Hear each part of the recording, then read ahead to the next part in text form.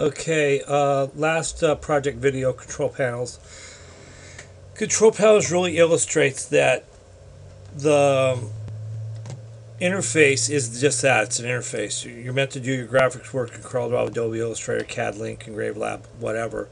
But I did recreate this entire layout, which was originally made for my CAD Link program, my EngraveLab.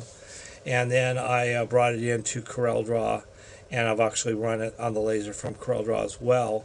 But when I brought it over into here, basically all I did was I recreated the entire drawing bit by bit just to prove to myself I could do it.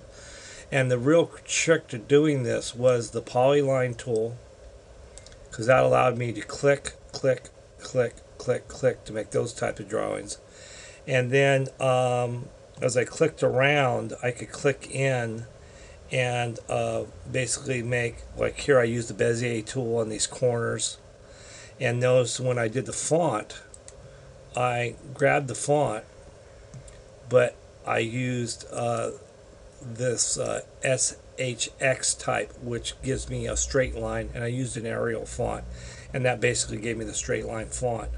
Now, the other thing that was cool about this was that as I did it, I had my lines one color, and when I was done with a color, and I had it where I wanted it, I would go into layers and I would lock that color.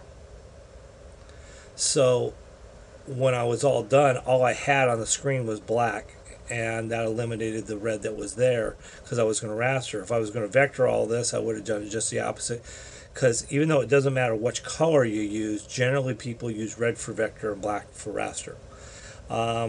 The other thing you can look at is when I was done, I selected all of it and I clicked on smooth curves, or actually, I'm sorry, unite lines.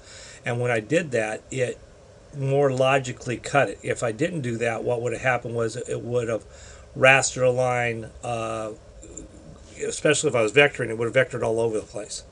I did that because, you know, who knows, I may want to vector all this in lightly, or I want to might vector a section of it, raster a section of it. You know, give me a lot of versatility. And the big thing to remember is that when you are dealing with this control panel, you have all these controls on the engraver. Use them from the engraver mostly, because it allows you to have more control. You can visually see things better. Also, have your graphic station close to your laser, because you're not supposed to really walk away from a laser at any point. People will do it on metals because you're not going to catch metals on fire, but never do it on acrylics or wood, especially acrylics. All right, thanks.